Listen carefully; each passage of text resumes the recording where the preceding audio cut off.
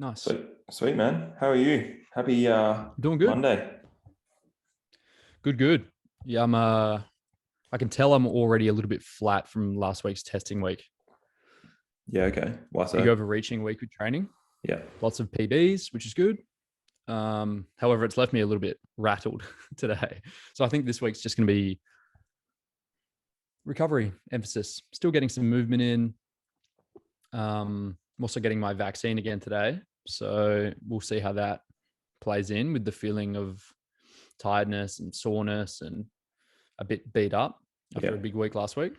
But we'll see. This is just like a bit touch and go for the next couple of days, I think. And then I'll get back into a bit of a rhythm all the way through to the end of the year. Rattled? Hey, Matt. Do you mean like CNS, like nervous system just feels beat up? Yeah. Pretty tight, pretty sore, generally flat. Yesterday, Sunday, was just like a sleeping day. Yeah, okay. So I had like a 2.5 hour nap at like 2:00. Just been shattered. Yeah. How about you? Your training going good in quarantine? Yeah, sure. Have you been doing stuff? Yeah, I've been doing yoga every day, to be honest. Nice. Literally wake up, get out of bed, do yoga. As I think we were saying last week, which is pretty good. So I managed to tick a lot of that off and kind of I've done it in 3 different rooms initially. This is day 5. So yeah, I had done it in 3 different rooms already and found the porch out the front is probably just the best space. Obviously no daylight savings here. So to start the day, the sun's up earlier because we don't have that back end light at the end of the day. So it's it's much not like I'm a morning person, as we said the other week. And I definitely it was like 4:50 when I woke up, got out of bed at 5:20. By 5:30, I was out on the front porch, mat out, doing yoga in inverted commas. But no, like it's good because I haven't done it for like a while, and having got back into it, it's like, oh, this is pretty familiar. Like they're not foreign. I think they call them poses. They're not foreign poses or positions to get yourself in. So it's like that initial part of when I was first doing it at the start of this year was a lot of like, they're saying a name of a pose, and I'm like looking at the screen like in this like twister mess, trying to figure out exactly what I'm doing. Whereas now it's like, get into this pose or like move this foot there, and I kind of relatively aware of what they're asking. So it's a lot more streamlined, which has actually been pretty beneficial. And I, for one, like, I don't know if you've done much yoga, but I feel like a lot of athletes, if you want to put us in that category, really like yin. And yin is like, again, if I butcher this, I apologize to the yogis out there.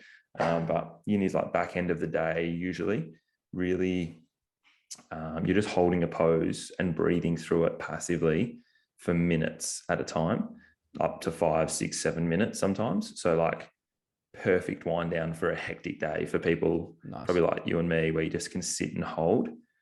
I didn't really enjoy like your morning vinyasa, like flow style yoga, where I'd definitely say more of a workout, because like get into this pose and now get back into this, but it's just like, hang on, I'm not even in this one, and my body's like doing all this weird shit. Especially early on when you're learning the skill. Oh man, it's hectic. So straight off the bat, I was just like, oh, let me just jump into it. Like, I didn't really know. I was just like, morning yoga with my favorite yoga teacher on YouTube, Yoga with Cassandra. Shout out to her, because she's definitely listening with her 2 million followers that she's got. So it's been really good to kind of just jump in and like, oh yeah, like again, like you just say, probably that confidence factor of knowing the poses. You can kind of just jump straight into the next one, and it's like, oh, I know what this is. I can move into that. And so that's been my big tick. And then journaling every morning. I've got I was talking to you about these books when I was in Adelaide. Funnily enough, I'm at this desk, and it's got this like a full write-up list of like the hours in the day. Sick. I've actually got one as well. I've got 2 now for Christmas. One similar to that, and one just blank pages. Yeah, perfect. I like both. I think the blank pages one I'm going to use for like doodling stuff. Yeah, man. Yeah, sweet. And then the other one, what's the name of the one that you've got there with it's kind of a bit more structured? Best Self. It's called Best Self.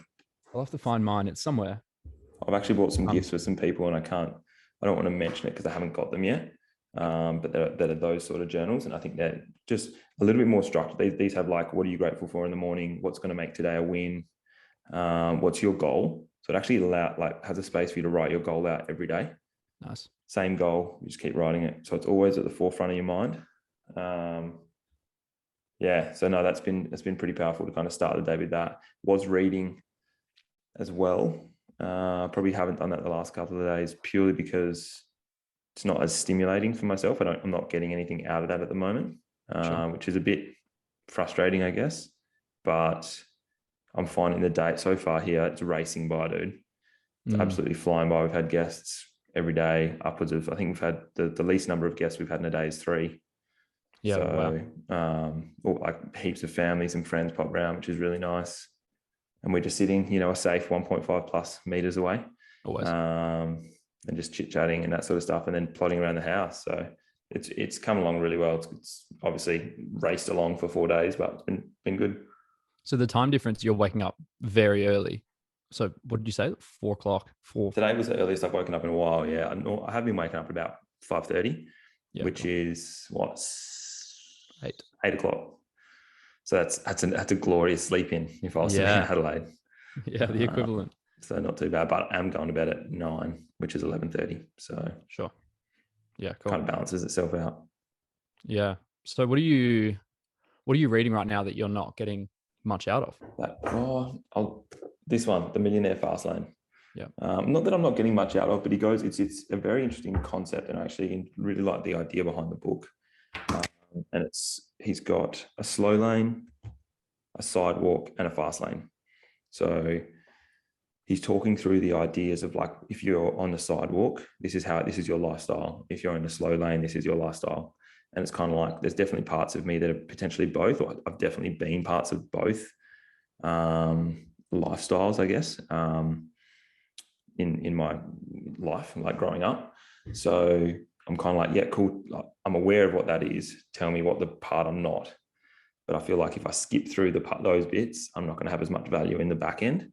Those books when it's like all the gold is at the end, and it's like, oh, I kind of want to skip through this, but there's probably some really good nuggets in here. So it's just taking time, man. Yeah. So, it's 15, 20 pages a day. And it's not a page turner. It's not a fiction book. It's a financial help book, I guess you'd call it. Yeah. Yeah. When do you find that you're reading the most? Mornings, evenings? I'm just a morning person, man. As soon as it hits 4 o'clock, over here, 4:40, Big Bash starts. Put me on the couch, get me a nice bottle of bubbled water, and see you later. There goes the next 3.5 hours to watch the cricket. Yeah, true. I'm sure Zoe's thrilled with that, but that's okay. Been watching much of the Test? Yeah, man. Oh, actually, no. I watched a bit of it yesterday. Didn't watch much. When did it start? I was supposed to actually be there Thursday. So that's definitely gutting, and shout out to Brody and Tim, 2 gents that I was supposed to be there with. Me and my old man were going to go, but obviously but chose to get home for Christmas, which is definitely the preference, just in case Lord McGowan not let us in. But that looked unreal the day, and then didn't watch much Friday, Saturday, but yesterday managed to sneak in a couple of hours just while we were sorting through some drawers in the lounge room. So handy. Nice. What about yourself? Yeah, bits and pieces. Nothing, no real long sessions, unfortunately. My favorite thing is just like having those back doors open, test on, cooking a barbie. Yeah, love it. Man, best times. But not so much at the moment. It's just been so sporadic. Yeah, that's cool. Forgive Luke at the moment. He forgot to put his phone on Do Not Disturb. Looking for the phone. Hopefully that doesn't come back through. That's all good. Yeah, no long sessions, unfortunately, of cricket. No, that's all good. I wanted to kind of go back. You mentioned about your goals, your training last week, and it beat you up massively. And obviously, like maybe emotionally, mentally, a little bit flat towards the back end. But let's relive the journey. What did we squat? What did we bench? How'd you go? So ended up deadlift day 1, Monday, 190, which is a 10 kilo increase from the last testing block I did, which was probably 2 years ago. Yeah. I think, and I haven't really done lots of pure strength stuff in a while. So to be honest, it wasn't really comparable to 2 years ago. However, it is an increase from then. Yeah. So I'll take 190. Yeah, for sure. Nice.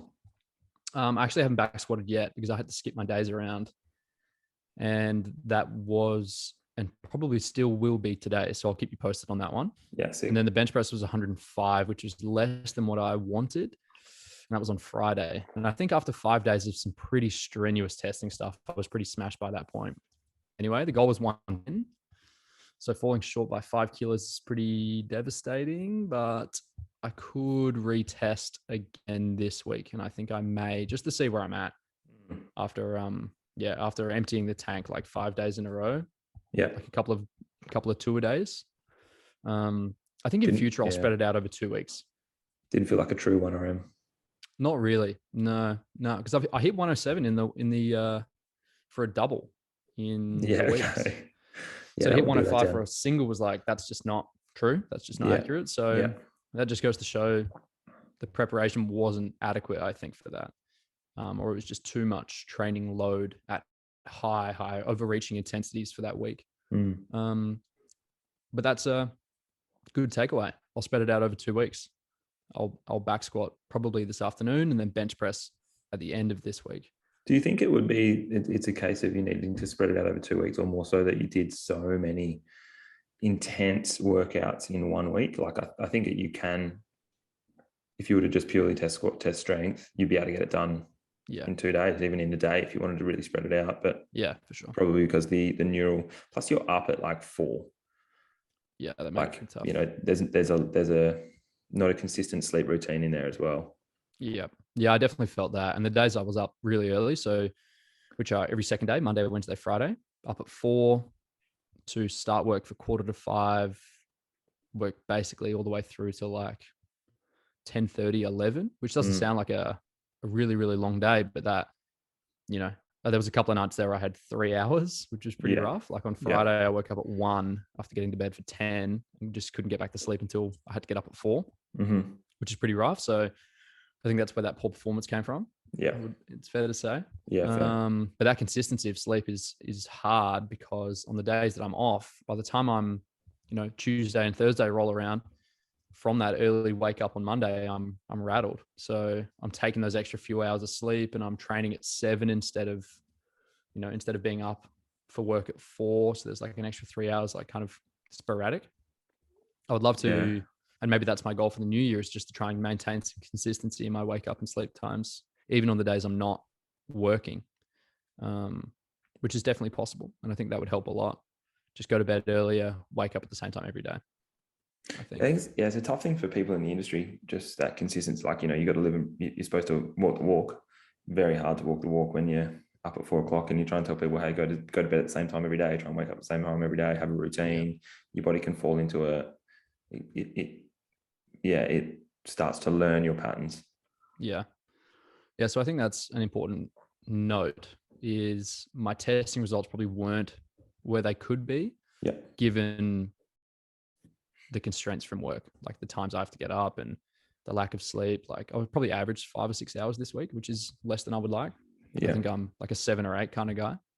But ideally next time round, I can just take a week off work and do my testing then.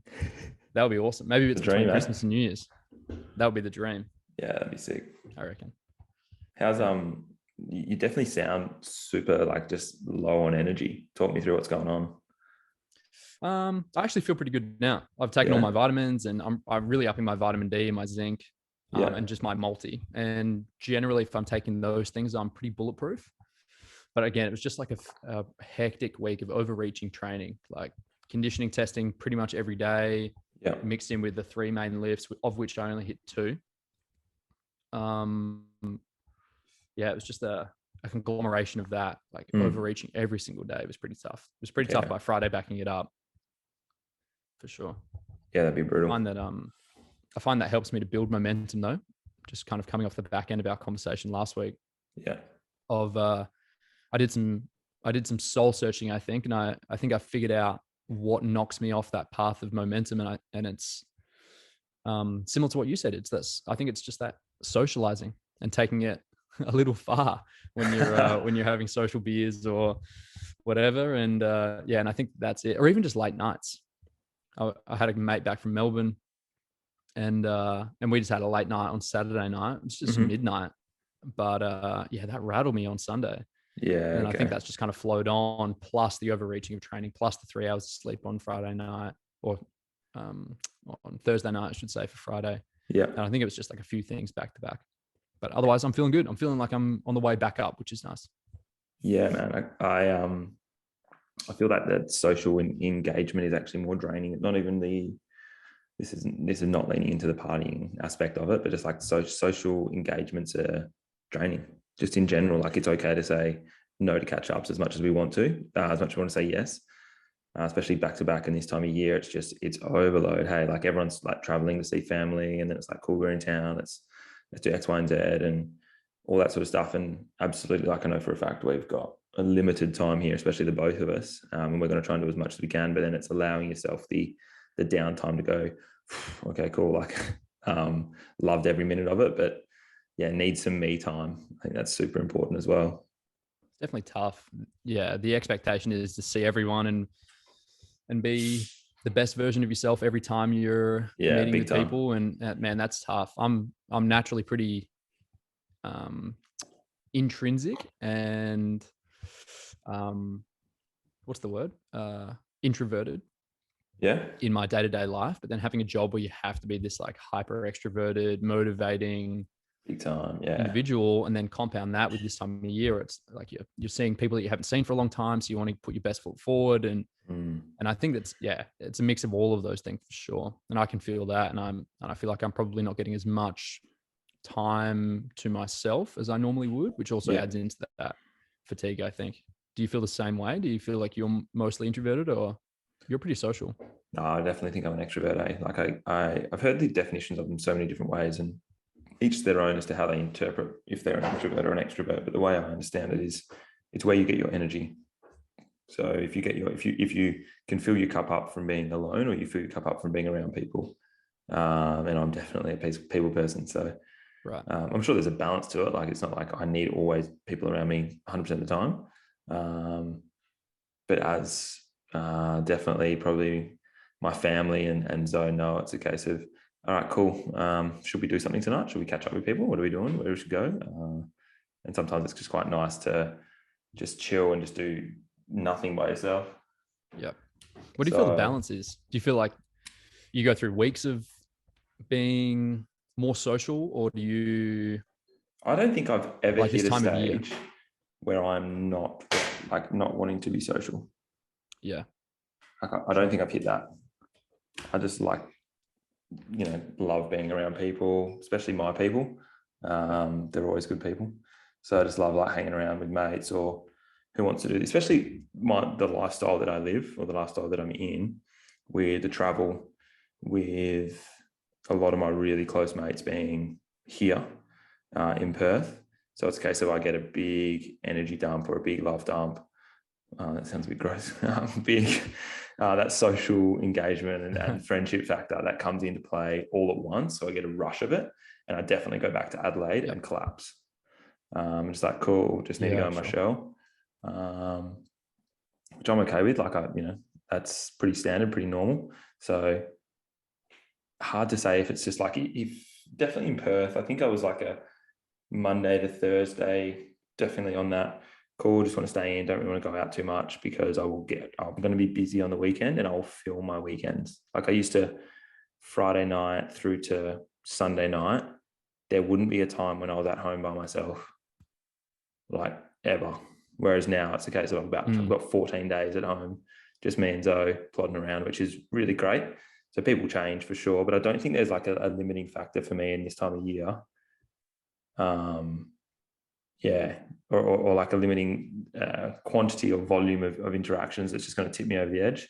I just absolutely fucking love Christmas. I just love the social side of it. I love catching up with people, love the giving and all that sort of stuff. So I was thinking about this actually while lying awake. I think it was last night. I was like, this is one of the, for 90% of people, it's the only time of the year they dress their house up. True. Like your house is the same every day of the year, except for if people have got it right, December 1st to January 1st. Then you dress your house up. That's the rule, is it? That's absolutely the December rule. 1 rolls around. Yeah. Oh, like I will not play a carol from January 1 through to November 30. But just be sure to know, like, we've got a record player, we've got a Christmas record, and that's on all the time.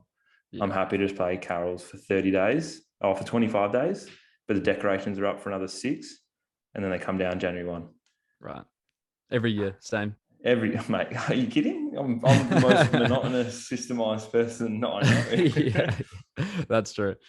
Just coming back to what you were saying before about how you fill your cup, do you, given most of your interactions with people Monday to Thursday, let's say, would be from a business standpoint, where it's not just candid conversations. It's like there's a thing that you have to get across from this conversation.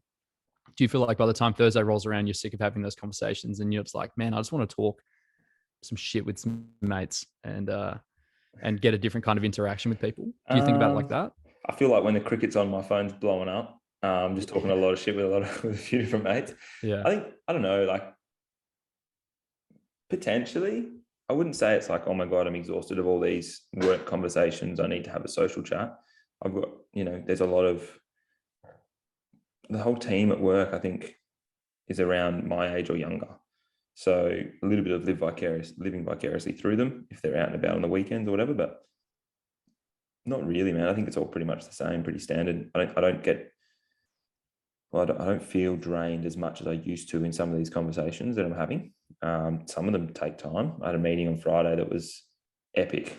I actually thoroughly enjoyed it, learned some lessons myself, and that went for 4.5, 5 hours, all on Zoom, all in this room, me looking at a screen. And that was super stimulating.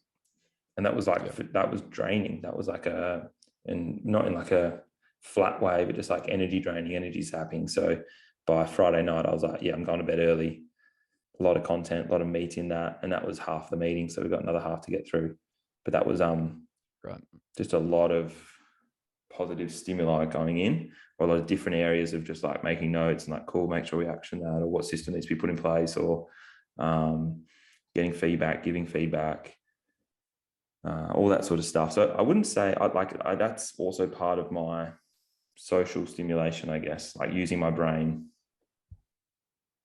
What about you? Like, do you find that the need to, or the requirement to be on in your role limits your ability to switch off and have like these chats, or even chats with your mates from whenever they travel in, or the footy boys or whatever?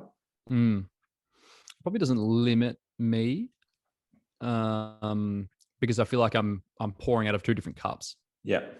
I think I developed the ability to put on a hat when I'm coaching, or as a business owner, or as a personal trainer or whatever, put on a different hat to when I'm with my mates. And that's just like as raw as it gets. Yeah. Okay. And that makes sense. Yeah. And I think that's important to do, because I'm not speaking for everyone, but if I don't do that, I'm pouring from the same cup and it gets empty pretty quick. Yeah. Where I end up being quite flat, and I want to have some separation between those 2 things. Even though I am who I am, and I let a lot of my personality slip into my coaching style and how I communicate with people in the gym as a coach, with clients or with members or whatever, that's basically me, but I've still put like a little hat on in order to, I guess, like protect myself in a way. Yeah. We talked about in our very first episode about very briefly what I went through when I first started PTing, with mum and dad breaking up, and a pretty rough breakup of my own. And that really fast tracked me to learning how to put this hat on, or like put this mask on, and let stuff just like be separate from work.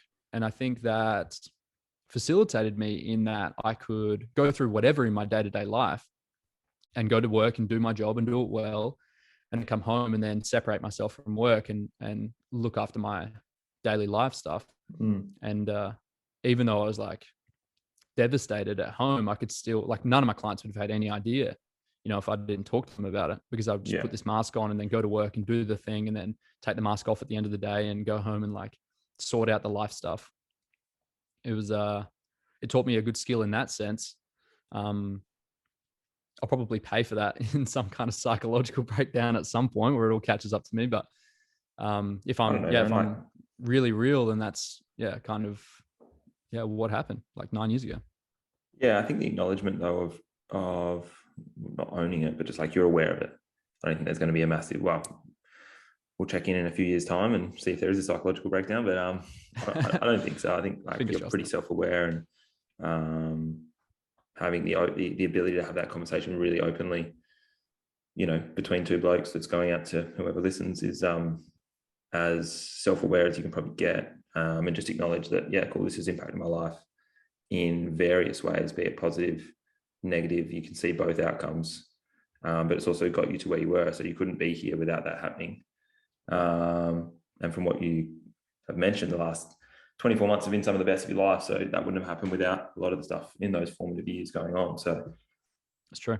yeah, it's not all doom and gloom. There's definitely no, positives out of that, even if it's terrible at the time, but you need to find the silver lining. Like, what are the benefits from that? And it will take a long time to see the benefits from that, probably, and you're not going to see it at the time. no. I think if you do, you're probably not processing, what's actually going on at the time.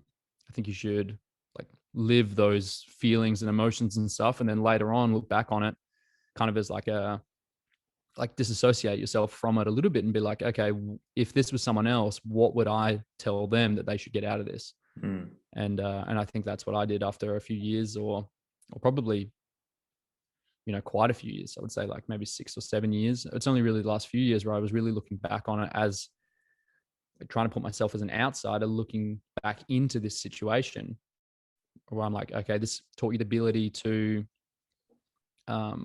separate yourself from your emotions when you have to. And sometimes you do have to do that. There's definitely times where you have to sit with it and be with it and process it. But there's sometimes I feel like you have to disassociate yourself from that a little bit and allow yourself to keep moving forward and not feel this like terrible, terrible grief forever. At some point you have to move on from it. Otherwise you would just be an anxious, depressed mess forever. And I definitely allow myself the time to be that. But being at the other side of it now, I can look back on it as a thing that happened 9 or 10 years ago and grow from it, which I think that's how you'll swim. I think 100%. if it's a sink and swim. Yeah, I think that's probably more. As we mentioned, I think you came over with dinner the other week, and it's like you reflect on almost every interaction that you have. So that doesn't surprise me that you've done that at such a young age, because there'd be so many people that have gone through that and just like still not bottling it up, but just like, oh, there's nothing to deal with there. It's all good. Shit happens. It happens to everyone. But no, it's going to impact you as an individual. And so being able to unpack that yourself and having that, it's like, cool, what would I say to someone that was in this situation? Which is so much of what we need to do on the floor with coaching when you have clients, whatever it is. It's like, cool, you can have that really objective, well, it's like, it's pretty black and white, like this happened, you need to blah, blah, blah, blah, and here's the outcome. Yeah, like it's pretty straightforward. So having that logical, taking the emotion out of it approach, yeah, super mature, especially from yourself and from such a young age. It's pretty phenomenal. Yeah, taking the emotion out of it is just like the story of my life, I think, in some ways. In some ways, unless it's unless I'm caught off guard by something and I don't have the time to be like, okay, what would I have said, or what should I say to this situation if I'm given the time to be able to think about it and then reflect and then make my decision, then I'm pretty emotionless generally. Yeah. But if it's like a snap thing, then I have to, react basically straight away. I think I'm pretty emotion full. Yeah. And because if it's anything to do with fitness or business or anything like fitness business, especially if we put those two worlds together, then that's where my passion is. And because I'm passionate about it, I feel like the emotion comes out in that. Or if like my work ethic is ever questioned, then like I'll jump at that pretty quick and pretty aggressively, I think, which I need to work on, because that's not a good trait to have. But I feel like that's a byproduct of being passionate and being like wanting the best out of myself and the people around me. Yeah. And there's nothing more frustrating, I feel, than if someone has the potential to do something, but they're just lazy, or they don't want to do it because it's too hard, or they like choose the easy route every time. And that was just like confirmed by that article you sent me in the week, where excellence is mundane. Yeah. And sometimes to be excellent, you just have to do mundane shit. You just have to do it over and over and over and do it well. And rather than removing yourself from people that have natural talent in any field, there's no such thing really as that. Talent is, and this is what I got out of this article, and I'm kind of paraphrasing now, but talent is your ability to develop a skill in small parts of a bigger movement, whether it be like what is it, 100 200 meter freestyle or something, let's say, hypothetically. It's the ability to like keep your head up rather than down. It's the ability to put your hand through the water more effectively, or bigger stroke, or more consistent kicks, or your turns, or your reaction time at the very start. Or there's so many things that make up this one big performance. And I feel like that's the same. You can apply that to everything. And the article you sent me, and we'll link it in the notes. I already put it in episode 1, but I'll link it again for sure. Oh yeah. Have a read. It's good stuff. And if you're into that kind of thing, then it's actually quite an easy read. They use the swimming as the example, but really you can apply it to everything. You can apply it to communication, or sales, or personal relations, or fitness, running, or lifting weights, or whatever. It could be anything. And you have to put the work in. And there's nothing that you can do about that. It's hilarious, because I was literally cleaning out the drawers, because that's what you do when you're quarantining at home. And I found that article like stapled in paper in one of the drawers, and I just laughed. And you just tweaked on personal relations. I think that's one of the big ones that, well, not the big reasons, but a lot of why personal relationships break apart is because they don't realize that being in a relationship long term, and potentially speaking from experience here, is, for want of a better term, mundane. It's like waking up with the same person, doing the same thing, and enjoying that process.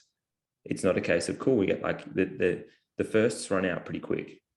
Like the excitement of all the firsts run out pretty quick.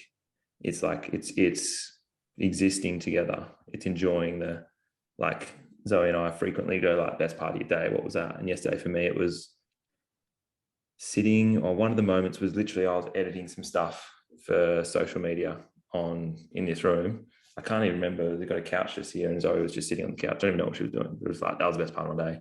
I was doing my thing, you were doing your thing, and we're just in the same room together. And I think that's about, a lot of people chase excitement, constant excitement in those relationships and that sort of stuff. And it's just acknowledging and understanding, no, even if you do go and get that, and then you start a new relationship with someone else, it's going to get to that point again. And you've got to be not content, but like that, there's excitement within the mundanity of it all. And there's enjoyment in that. And if you can find that in anything, as you just said, training, marathons, business, it's the day in, day out as to why people are not better, but why people have been more successful, probably for a better word, in various areas. And then you hear about the people that are being more mundane in longer hours of the day, like your what's his name? Kevin Hart, or The Rock. They're boring from 5 a.m. to midnight. They just have more of the day to be boring in. Like people that work 7 days a week because they want the hustle, they want that grind, which is great. They're not doing anything different. They're just being boring for longer.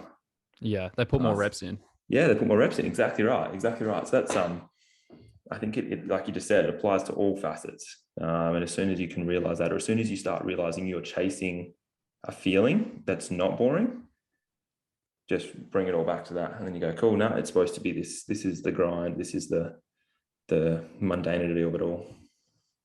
Yeah, there's going to be patches of highlights for sure. And maybe you're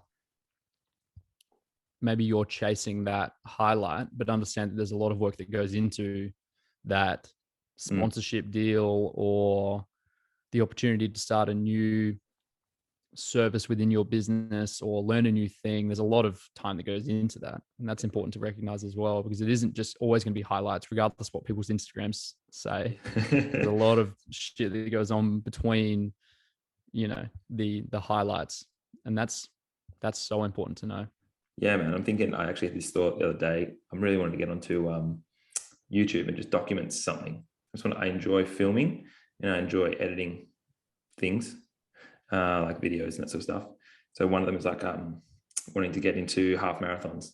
So I'm considering like, cool, do a weekly like video recording, like, cool, this is my training this week, and just to document the monotony and to document the little milestones, to be able to acknowledge like, cool, this was a checkpoint for the next thing and that sort of stuff.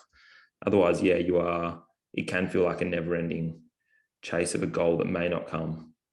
So you'd like to be able to document and just really live through the process, creates little bits of those excitements. No, not chasing a sponsorship deal or anything, definitely not with the pace I'm running, but being able to just have something that's not just like something accountable. I guess it will help stay accountable to, cool, train this week. Make sure you run your 4 days. Make sure you train your strength, your 3 days, do your mobility work, all that sort of stuff.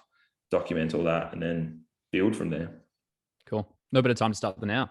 Why don't we, because I want to do something similar, but for my pursuit to athleticism, I guess, across like a bunch of different lifts, whether it be like some kind of Olympic lifting lifts or running goals or like plyometric stuff or whatever. And kind of, not that my life is very exciting, but the day in the life stuff, I love watching that regardless who the person is. Yeah.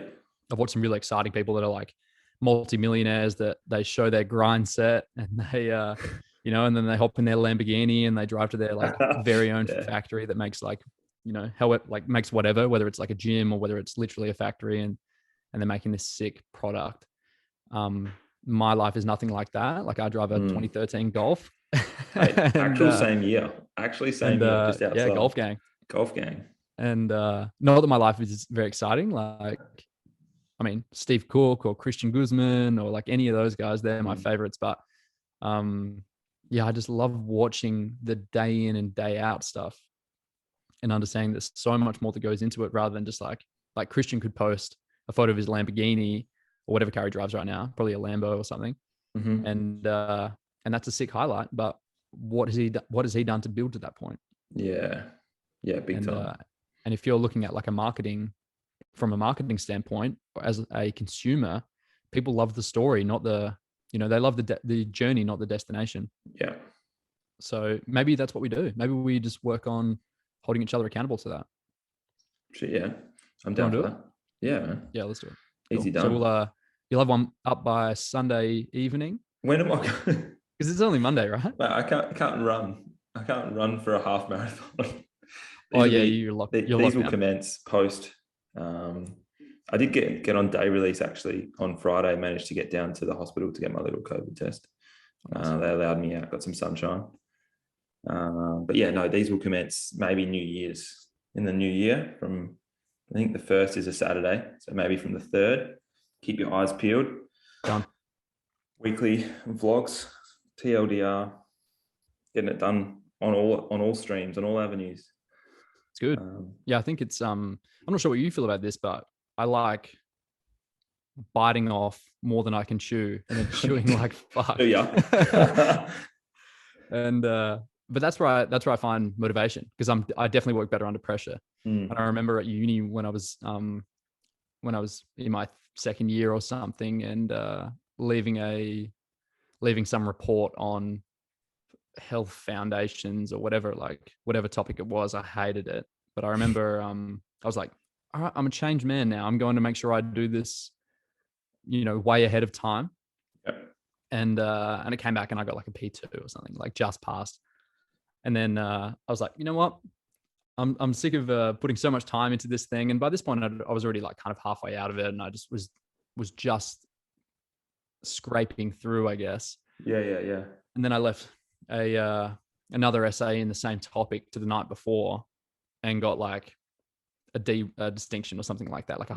Not quite a high distinction, but a high graded distinction. I was like, say less. That's how I'm going to work from now on. Is just put myself under pressure. People thrive, bro. I think that's I think if you've got a due date for stuff, you'll find a way to make it work for the due date. Yeah. Whether you're organized or disorganized, in most cases, I guess. You go, cool, I've got a due date, I've got to get it done by then. Some people still miss a due date, lose that 5% for every day or whatever, every hour or whatever it was. I can't remember at uni, but never missed a due date. Little brag there, but too organised.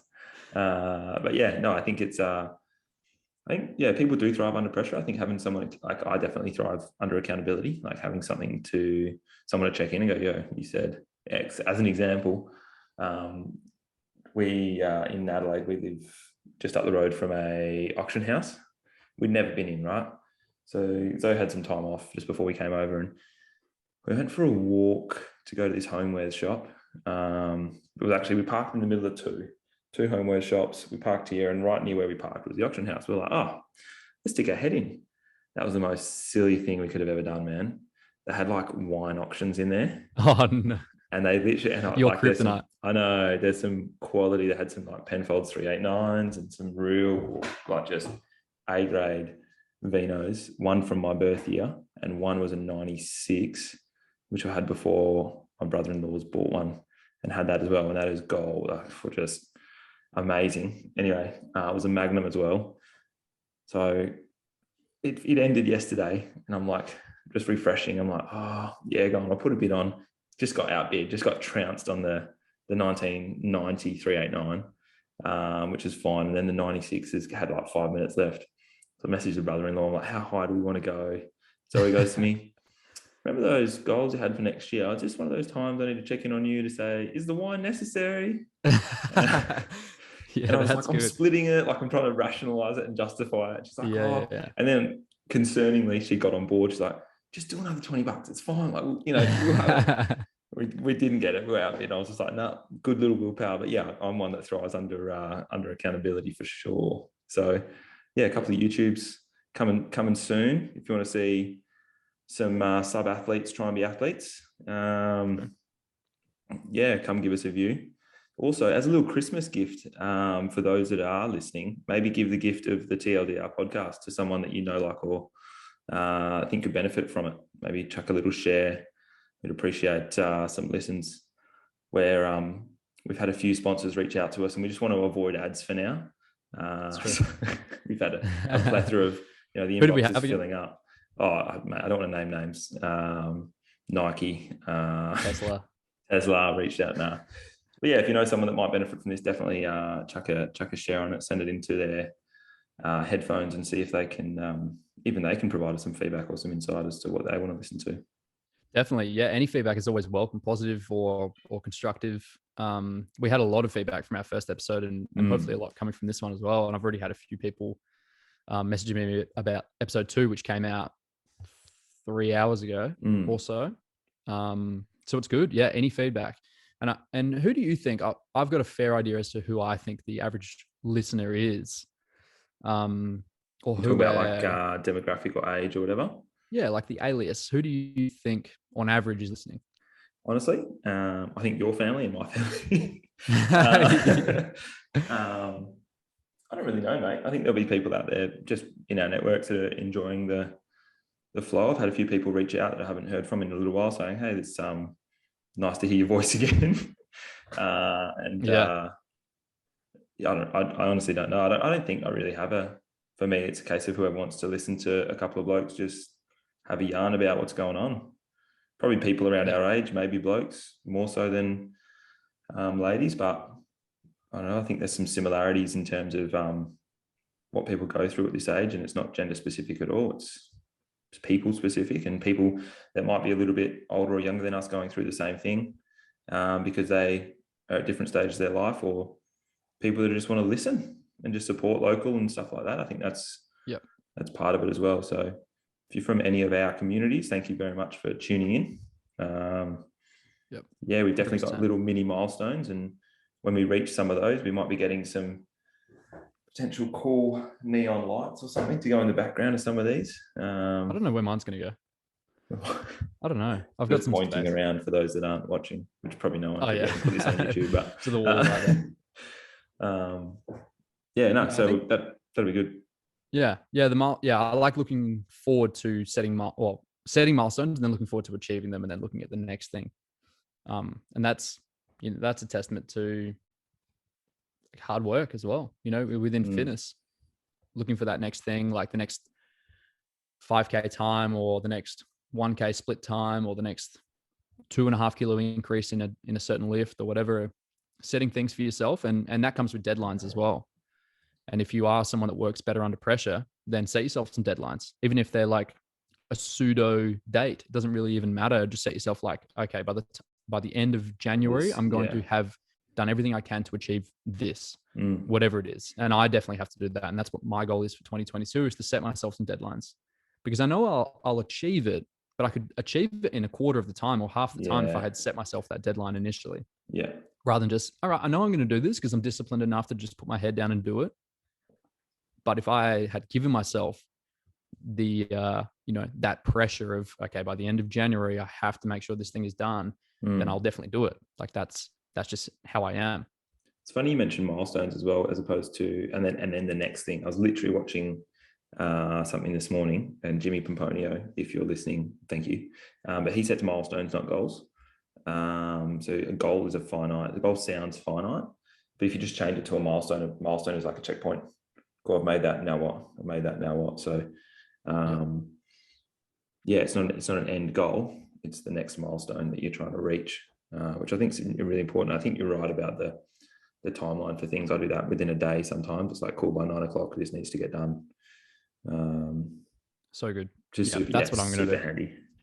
Yeah, that's what I'll do, even from this week and next week, between Christmas and New Year's especially, because it just seems like that time is just like an abyss. You can never remember what day it is or what the date is, or it's like, it's a weird time. But if you set yourself those things, like, okay, by 9 a.m. or by 8 a.m. I'm going to have been up, had a shower, had a coffee, read a little bit, done some yoga. You'll do it if you're disciplined enough and you set that stone in motion. Then who knows what 2022 could hold. And it's really that powerful. Like, having a routine like that is that powerful. Some people can scrape through without it, but not me. I really need those things. Random, not even segue. Do you dream at all? Yeah. Yep. I went through a period of really deep dreams, and this is when I was taking like mushroom supplements, like reishi and shiitake and cordyceps, and I went through this period of like crazy, vivid, emotional dreams where I'd wake up like bawling my eyes out, or like laughing hysterically, or dude, that's gnarly. Yeah, it was crazy, because there's something in it where it allows, there's like neural regeneration or neural generation from taking these mushroom supplements, especially the cordyceps, and there's one other, the name escapes me. I'll get the box down in a sec, but I went through a period there of like crazy, vivid, emotional, both happy and sad dreams. Yeah. Crazy. And the second, that's one time. And the other time is when I started listening to a certain frequency, the 432 hertz frequency. What, as you're going to sleep? Yeah. And I was wearing these headphones actually going to sleep. And I remember waking up from a crazy, sad dream where I was so emotional. I won't go into too much detail, but it was very, very sad and very realistic. I don't know, that could have been a coincidence that I had that dream that night, but it felt like, so when I was introduced to the 432 hertz stuff, it was from a dude that I used to work with, and he could tell that I was like, there was a lot of angst, or I was like, I don't know, I was just like feeling uneasy in some way. Yeah. He was like, dude, like, listen to this. You just got to like mellow out, man. And I was listening to this thing, and I could literally feel myself like melt away. Like all those nervous, anxious emotions would just like melt away. It was crazy. What the heck? And this dude was like, he was an exercise science guy. Like, he'd done his PhD, and he was into sport, and he was like one of the best baseballers in the state, and if not in the country. He's actually in America now coaching, and shout out Tank if you're listening. Kind of an ironic name because he was like a little string bean, but he was a great baseball player. And anyway, and not the type of dude that I thought would have been into this kind of like voodoo stuff. And but man, it worked. And then when I was listening to it when I was going to sleep that night, it just felt like all these pathways had opened up in my brain and just like allowed me to, I don't know, just like feel stuff. It was pretty crazy. How long ago was this? This is years ago. This is when I was still working at the Institute of Fitness. So it must have been probably like 6 years ago. What made you stop? I've never heard of this frequency. This is Yeah, I don't know. Lost cool. the. It's kind of like taking your vitamins. When you feel good, you don't feel like you don't have to take them. Yeah. Okay. Until you don't feel good, then you feel like you should take them again. Yeah. But I haven't listened to it for a little while. They call it the healing frequency, and it could be complete bullshit. But there was something, and even if it was what's that called? Where it's just in your head? Placebo. Yeah, could have been. Yeah, but it was. I've literally just crazy, googled it, and it's it's legit, or not legit, but like 432 hertz healing music. Yep. Derived from cosmos. There you go. Yeah, just on YouTube, you can find. Yeah, you just type in 432 hertz or HZ, and a bunch of those like 3-hour-long playlists will come up, and yeah, give it a listen. I really felt the benefit, felt the difference from it. It's pretty crazy. This is nuts, man. I'm definitely going to have a crack at this. You would love it, I think, even if it's just while you're working. Start tripping. Yeah. I reckon that'd be, I think I do enjoy white noise when I'm sleeping. I think I have to go to sleep with moving air. Yeah. Same. So I like, even if it's a warm breeze, I don't know if I've ever tried that, but like I don't have to, but I definitely prefer it. So ceiling fan, some sort of fan, but then Zoe doesn't sleep with noise. She doesn't enjoy the sound of a fan. So we had to figure that out, which is good. But yeah, I think I'm definitely going to have a crack at this. I'm definitely a big dreamer. I'll have multiple dreams a night sometimes. Vivid, completely remember them. It's almost as if a game or a movie. And not every night, but I would say across a week I would have 5 different dreams, which I love because I'm constantly not needing stimulation, but just enjoy an entertaining journey. I enjoy a process of something. So to go through those and wake up like, whoa, that was gnarly. It's pretty cool. And I did actually have one last night, hence the question. And I don't remember all the details, but I remember waking up and thinking, imagine if people just wrote research papers for fun, right? And I'm sure there's people out there that do. So like, this is going to sound really weird for a lot of my mates who just enjoy learning and people that do just enjoy learning. But like, instead of just going and trying to read a book to learn or to watch a YouTube or whatever it is, or go to a lecture or however you listen to a podcast, make notes and then write a paper on it. Like, and the reason, I don't know why this came into, I don't know why I dreamt about this. This is so weird. And I'm not one to look up meanings for my dreams. So, I mean, if you want to share what the meaning of this dream is, please let me know, but I'm pretty sure it's quite obvious. I enjoy learning, and communism is a strong theme in the dream. It seems to be the theme of the last couple of weeks, but I can't remember where I remember I can picture where I was, but I don't know where that is in relation to my life. It might have been like growing up. I grew up in Bunbury, which is south of Perth. I'm going for a walk with these 2 older blokes. Don't recognize them, but then I got told to write a paper on anything of my choosing, but I had to submit it for something. I can't remember what I submitted it for. And I was just racking my brain like, I think for some reason J. Cole came into my head. Like I could write it on like a rapper I like. I could write it on sport. I've got all this exercise science knowledge, a little bit of business knowledge. I could write it on all this sort of stuff. And I was like, communism. Like it's everywhere. So literally I was going to write a paper on communism. Do you know a lot about that? I feel like I'm living it. No, I don't really know a lot about it. I think like, the Third Reich and North Korea and Russia and China and a lot of those entities, I'll keep it PC, for a lot of those places are interesting. I find it an interesting concept. There's capitalism, there's communism, there's all the different isms. Somehow they've made that work. I'm not going to say it's right, what they're doing, or definitely not in some cases, but and then coming back to WA, not saying he's a communist. You can see some similarities but between North Korea. I don't know that people know this who aren't from WA, but when he got re-elected, I'm pretty sure, and if I got my timings wrong, let me know, someone. When he got re-elected, he chose not to have a treasurer, and he's going to be the treasurer. So he's the premier and the treasurer. So he leads the state and he governs the finances of the state. He then just got rid of his head of health, or whatever they call him, health minister, Roger Cook, because he wasn't doing a good enough job when it comes to hospitals. But like, we've just had this massive 2 years of COVID and blah, blah, blah. And he's brought in this other, I'm just like, I reckon there's a paper in there somewhere that I've just woken up and gone, because I had some conversations around it yesterday, which you can't, when you're in quarantine, everyone's conversations around COVID and ISO and blah, blah. Sure. So I think that was where my dream came from. Where does Jake Cole fit into this? I don't really know. That was one of my papers that I was going to write on, because I used to know a lot about Jake Cole. No, he's definitely not a communist. But yeah, it was just one of those things that the easiest way to learn about something is to probably try and write a paper on it. And I feel like if people try to, no one does that. No one is just going to go, casually, yeah, let me go and learn about this and write a full, you don't even need to be, it's not going to get graded. Sometimes it's going to be submitted to a teacher.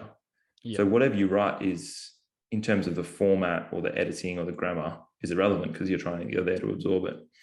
I don't really know where my story's going, but that was my dream last night. I think it'd be entertaining for people. I think it's curious for people to, I know my old man does it. I've done it a few times when I'm reading, and I'll take notes as I'm reading, or I'll write on the book as I'm reading to try and absorb it. But I feel like, the reason that we have professionals in an industry is because they've learnt the most. When was the last time that any professional went and actually wrote a paper on what they do, or defined what they did specifically, before actually just sprouting it from the mouth and that sort of stuff? So I don't really know. I really enjoyed reading that article that you sent me. The Excellence is Mundane one. And I'm not sure where you even find things like that, but I would love to read more. On journal articles. PubMed. There's full. You probably couldn't get full access to papers because you got to subscribe to the publication. Sure. But you can definitely get summaries of statistical analysis and data and that sort of stuff, where if you're looking for specific fields, so that's more a longitudinal study over a period of time that's happened over years. So they'd probably come out in a different publication. But I know a few of my mates who have done postgrad, and if they're listening, who probably Scott, if you're listening, who's in Melbourne, shout out, tags. He probably know some good journal articles or research papers to be able to funnel through, and actually it depends on, again, what topics you're looking at, but he could point us in the right direction. Yeah, sure. Because I took a lot out of that, and I feel like reading something in that kind of format where it's almost more legitimized because it is on that kind of platform. Mm-hmm. Rather than just reading some article off of I don't know, Vogue or any kind of newspaper article, or I feel like there's a high level of scrutiny in order to get something published on a platform like that. Yeah, they would. They would have gone through some form of not editing, proofreading, I guess. Is the science real behind it, I guess. Yeah. Yeah, that was a good read. That was a really good read. Yeah, The Excellence is Mundane, and then the qualitative versus quantitative changes. So if you're looking at training, let's say, the difference between the different tiers, and again, swimming is the example, but the different tiers from what is it, a quadruple A swimmer and a C swimmer, there's however many levels between those two people. It's the difference between a Div 6 C grader and a Div 1 A grade medal winner or something. It's a massive difference between the two, the calibers between the two. And the difference is not so much in how much they train, but the quality in which they train. So you could throw a Div 6 C grade football team training and throw them into a Div 1 A grade training program, and the outcome could be very, very similar in their performance. So it's not so much the quantity or the quantitative change, it's the quality or the qualitative change of training. So they might run drills at a faster pace, or have a high demand for skills, or the order in which they do things is more congruent to strength and conditioning protocol, and they go through actual strength training, and they do periodized running plans where they start with aerobic stuff and slowly get into more speed work and agility and plyometrics and whatnot. So it's not so much just like running 400s and getting fitter, because that's just like a very Div 6, like really bad strength and conditioning program. It's actually structured, but they could train the same amount of volume across the week. It's just the quality of training is completely different. Yeah, I think it comes down to, like, if you were to break it down, it's like there's the people that don't show up, then there's the people that show up, and then it's what you do when you show up. Right. It's and that's 100% of what gets you those little edges. Like you say, like how quickly you turn, of all your strokes in the water, what is the 0.5 of a millisecond difference between you and the bloke next to you? Yeah, I think that's really, really, like, obviously it's obviously important when you break it down to those sorts of numbers, but I think the difference between not showing up and showing up gets you quite a bit of the way. Yeah. But then it's actually like, cool, what gets you from, really good to excellent is the quality of what you do when you're there. Like it's not 10,000, it's not 10,000 hours of showing up, it's 10,000 hours of practice, which is like, actual practice at your skill, at your craft, that gets you to be a master of the craft. Right. And that could be relative to what the skill is that you're trying to develop, or what your starting point is. Because if you start with 0, obviously 1 is going to be better. But if you're already at 5, 6 is not a massive increase in the volume that you're in terms of how many sessions you're doing per week, I should say. Yeah. If you're doing 5 sessions a week, a 6th session could be like past that point of diminishing returns where you're actually not getting really anything extra out of that. Yeah. And actually it could be inhibiting because now you're under recovering. So the next session is actually, you're only running at 70% rather than 95%. And it could be an inhibitory rather than a facilitator of performance. So it's finding that, and everyone's a little bit different. For me, it's basically 6 sessions a week, 1 day of a double session, which is Friday, and then 1 full rest day. And then pretty much training every other day. And I feel like with that kind of volume, I can hit my max intensities where I'm, going over 192 beats per minute in the conditioning days and lifting like very maximally on the strength days relative to the rep range. And I can recover and bounce back from that. But as soon as there's any kind of increase in volume, that's where I start to see my decrease in performance. So for example, I've been training with that like maybe 6 sessions a week for the last 3 months, and then footy training started. So now I have 8 sessions a week. My total training volume across the week is increased by 3 hours. And this is why I feel like I'm getting pretty thrashed. Yeah. With testing, overreaching every session, footy training's now included. And now I'm like probably totaling maybe like 10 to 12 hours of training a week, something like that, at like pretty maximal intensities. Because I can't half-ass anything. So if that's training, then I'm there to win, especially with testing stuff. Because it's like I get pretty bad like performance anxiety, and that might warrant me to push as hard as possible. Yeah. And then like given the circumstances, there's some like pretty fit people that are pushing me to really dig deep. Like Tim, if you're listening, he gave me a run for my money on Thursday's conditioning workout, I think it was. And if it wasn't for him, I probably would have like maybe dropped back a little bit, because I went into the session not thinking that I'm going to give it 100%. I thought I'm just going to coast through this as much as possible. And then he was like on my ass on these runs. So I had to make sure I was pushing, because there's no way I'm letting him beat me. He's a competitive being as well. Yeah, exactly. So yeah, having that winning mentality. And that was another important like takeaway for me from that paper, was he gave an example of a guy that would go out every single training session and win every single lap.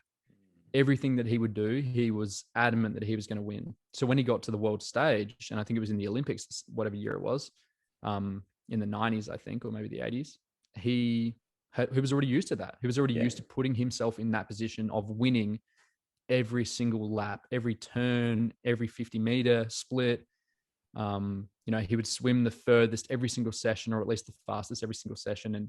And he would make sure that he was winning, and that kind of winning mentality creates that winning momentum. I think you don't just go in there and say, I'll just settle for whatever today. It doesn't really matter so much. It was like, no, this dude just went into every single session with that winning mentality.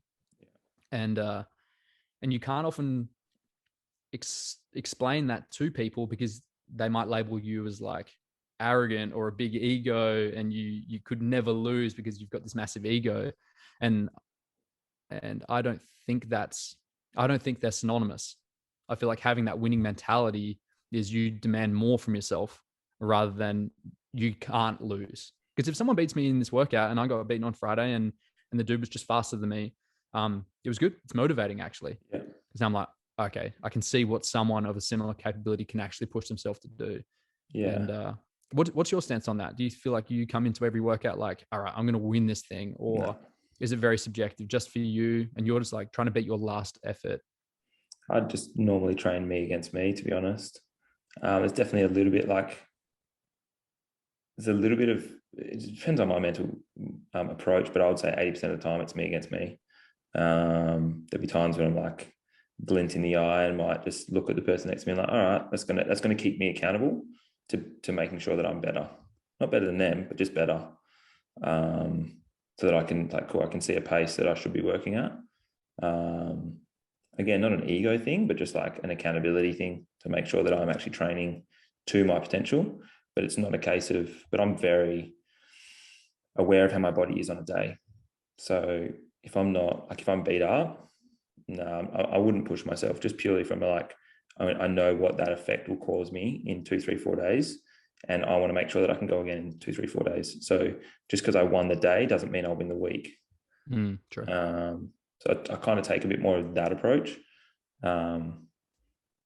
purely because I again, back to momentum or back to this, the continuation of wanting to build upon whatever it was and making sure your body's optimal and all those sorts of things. It's a case of I'd rather move today or get out today, move and get something under the belt than flog myself and feel it and not be able to move tomorrow. So true. Obviously I've learned that lesson the hard way, and I'm sure I'll still learn it in days, weeks to come. And I think that's the benefit of being working in this industry and having the knowledge that we have. It's a case of when I make this plan for my half or whatever it is I'm going to do next year, or the training, whatever it is, it's a case of that might be what's on the board, but what's my readiness? How am I feeling on the day? And how can it be adjusted accordingly? If I'm feeling amazing, cool, we'll maybe push it. If I'm feeling suboptimal, cool. There's a phrase for it, but basically, what is the bare minimum I can do to receive that stimuli?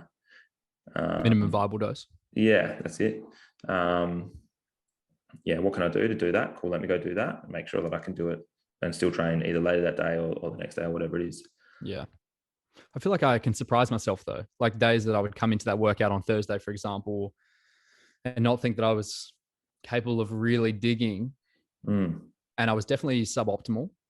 I had a big day the day prior, lots early wake up, lots of training. And I came out and I dug really deep and I'm like, oh man, I feel like I'm going to pay for this, but then woke up feeling pretty good actually. Yeah, sweet. Because I feel like I was like, oh shit, I've probably overreached here to the point of I'm probably going to have the sniffles or a bit of a sore throat or muscle pain and aches and really bad DOMs or whatever. But then I was like, okay, now I really have to prioritize my recovery stuff. So it was like smashing water, make sure you take all your vitamins, early to bed, and prioritize that because I knew I'd overreached to the point of like, if I hadn't prioritized my recovery, I likely would be sick right now. Yeah. But because I was like, oh shit, I've probably like pushed my body a little far here. I'm going to have to really recover. And I bounced back like pretty sweet generally. Yeah. So perfect. I feel like it's not every single time I'm like, oh, I'm suboptimal. That means I have to take it really easy. Like sometimes you can surprise yourself, I think. No, absolutely. I think that's completely fair. Don't always take the mental suboptimal as an actual physical suboptimal for sure. Right. Yeah. Some days you're not feeling it mentally, but we talked on mental preparation leading into a workout or into an event the other week. And I feel like you can get yourself in the zone, like literally watching some motivational videos or thinking about David Goggins. Exactly. Yeah. Goggins or Jocko or whoever. And you can really get yourself on the mentality to perform at a pretty high standard. And it's crazy the difference that you can feel if you're like, oh, I'm not really feeling it today. And you just kind of go in and go through the motions versus like, you know what? Fuck that. Like I've got these milestones. I've got this deadline. And sometimes I just have to show up and put in and then prioritize recovery after that. Yeah. I feel like that's an important takeaway as well. But I'm definitely not saying you should just go in and overtrain every single session. But I feel like there's periods where you definitely should really challenge yourself and see what you're actually capable of. See what you can get your heart rate up to, or what kind of weight you can lift, or how fast you can run that last 500 meters in that 2K run, or what split time you can get down to, or whatever. And I feel like a lot of people would surprise themselves with what they're actually capable of, because they're just so used to running at like 60 or 70%. They never get themselves to the point of physical exhaustion, which is where you're going to find out a lot about yourself. I think a lot of people train at 80%, not knowingly, not consciously, just not knowingly. I've definitely been guilty of that. And you manage to hit some PBs and you're like, oh shit, I actually can run that fast. Or maybe I've been cheating myself the past X amount of months, weeks, whatever. Yep. And not only that, it like allows you to be more aware of how good the good actually is. Oh yeah. Like if you're watching the Olympics or something, and they've canned the weightlifting, which is crazy, but we won't get into that too much. But having done some Olympic weightlifting stuff before, nothing crazy, but now you see like Lasha Taladekov, I think his name is, 225 kilo snatch. That's nuts. Which is the new world. He broke his old world record by a few kilos, yeah, which is insane. I can't even pick that off the ground. He throws it over his head. It's so insane. And it only just looked like he was only straining a little bit. His clean and jerk is like an absurd amount as well. It's like, unless you have actually tried that, you can never really understand just how insane that is. Same with the marathon running times. Like the sub 2 hour by Kipchoge is like, even if it wasn't, I can't run that for 100 like meters. I don't think. Like I genuinely don't think I can run that for like, yeah. It's 21 kilometers an hour for 2 hours. It's in like, if you jump on a treadmill instead of 21 Ks an hour, you'd be lucky to last a minute, or a couple of minutes maybe. Yeah. This dude does it for 2 hours, man. That's 120 minutes of 21 Ks an hour on average. So at some points he's faster and some points he's slower, but it's pretty insane. Like, unless you've got that experiential understanding, it's impossible really for you to understand that. So anyway, I think the point is that you should really challenge yourself sometimes. It might be once every couple of months. It doesn't have to be super, super frequent. Definitely not like once a week, because then your performance is going to be inhibited, I think, for the rest of the week. But once every few months, set yourself some time. It's like, all right, Saturday morning, I'm going to really dig deep into this thing. I'm going to take Sunday and Monday off to recover. And whatever it is, like run as far as you can in an hour, or whatever it is, some kind of test, like run a 5K and really, really overreach, or whatever the example is. That's important. That's a perfect little way to wrap for the pre-Christmas break. This should be out on Thursday, folks. Make sure you all stay safe. And if you don't celebrate Christmas, enjoy some time off with family and friends. I do want to give a quick shout out to Tom Butterworth. First review up. Appreciate it, mate. Butters. It's one of my footy athletes. Yeah. He's a nice guy. He's already shouting out that just by listening to us, he's squatting 2 times his body weight and made 50K a month. So I think it's valid. I believe it. I believe it as well. Give the gift of the TLDR this year, guys. This will be out Thursday, just before the Christmas break, and we'll get the next one up on Monday next week. Stay safe and speak soon. See you, team. See you later.